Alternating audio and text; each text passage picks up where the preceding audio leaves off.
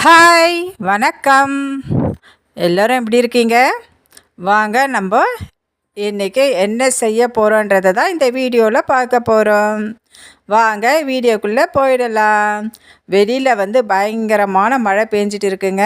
நான் என்ன பண்ண போகிறேன்னா பாருங்கள், பீன்ஸு, கேரட்டு, ஆனியன், பச்சை பட்டாணி.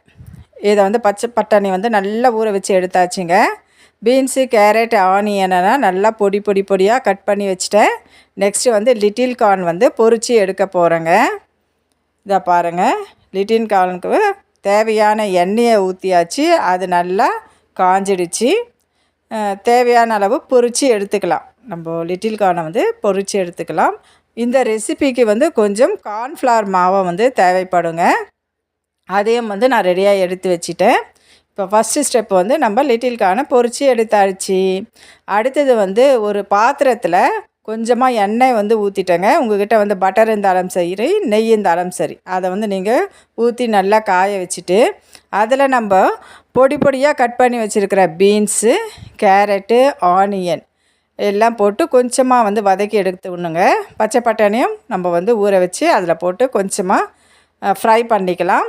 அடுத்தது அதில் தேவையான அளவு உப்பு, கருவேப்பிலை அதெல்லாம் இருந்தால் நம்ம போட்டுக்கலாம். பாருங்கள், நான் சால்ட் உப்பு தான் இதுக்கு சேர்த்துருக்கேன். சேர்த்துட்டு கொஞ்சம் ஃப்ரை பண்ணிக்கலாங்க.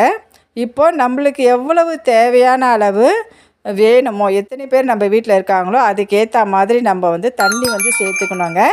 இந்த பாருங்கள், நான் 2 கப் தண்ணி சேர்த்துருக்கேன். அந்த கப்பு இருக்குது இல்லைங்களா, எல்லோ கலர் கப்பு, அதில் 2 கப்பு சேர்த்துருக்கேன். எங்களுக்கு அது போதும். இந்த லிட்டில் கார்னை நான் பொரித்து எடுத்துக்கிட்டேன். இந்த சூப்பு பாருங்கள், இது சூப் பவுடர். இது நான் ஏற்கனவே ஒரு வீடியோவில் சொல்லியிருந்தேன் இல்லைங்களா, வெளியில் பயங்கரமான மழை பெஞ்சிட்டு இருக்குது.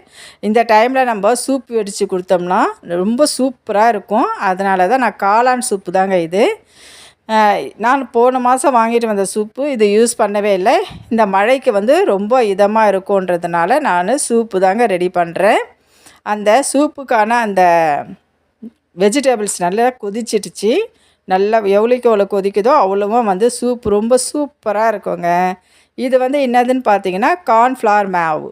இதை நான் வச்சுருக்கேன் இல்லையா, இந்த ஸ்பூனில் 1 ஸ்பூன் தான் போட்டிருக்கேன்.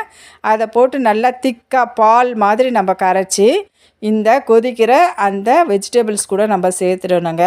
இதை பாருங்கள், சேர்த்த உடனே எவ்வளோ சூப்பரான ஒரு ஸ்மெல், அழகான ஒரு வாசனை அவ்வளோ சூப்பராக வந்ததுங்க. நல்லா கிளறி விட்டுக்கிட்டே இருக்கணும்.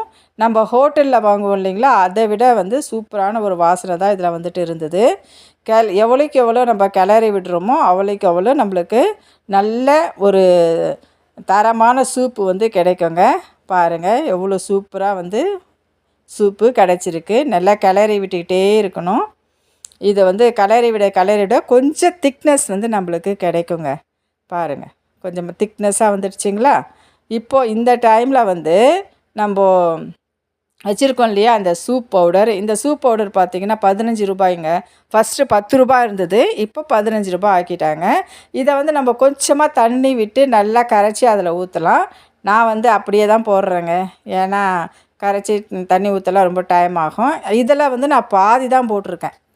அந்த 15 ரூபாய் பேக்கெட்டில் ஆஃபு போட்டு நல்லா கிளறி விட்டுகிட்டே இருக்கணுங்க. இது கொதிக்கிற தண்ணியில் போடுறதுனால மேலே மிதிக்குது. அதனால் நம்ம கிளறி விட்டுக்கிட்டே இருக்கணும். இது காளான் சூப்புங்க.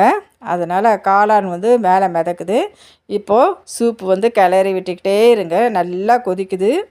எவ்வளோக்கு எவ்வளோ கொதித்து வருதோ அவ்வளோக்கு அவ்வளோ திக்னஸ் நம்மளுக்கு கிடைக்கும். இப்போ பார்த்தீங்களா, எவ்வளோ சூப்பரான சூப் கிடச்சிருக்கு. கை ரொம்ப சூடுதுங்க. அதனால் நம்ம ஒரு பிளேட்டில் வச்சு எனக்கு தேவையான அளவு சூப்பு நான் எடுத்துக்கிட்டேங்க. எனக்கு இவ்வளோ குடித்தாலே எனக்கு நல்லா இருக்கும். வெளியில் அவ்வளோ மழையும் இந்த சூப்புக்கும் அவ்வளோ சூப்பராக இருக்குங்க.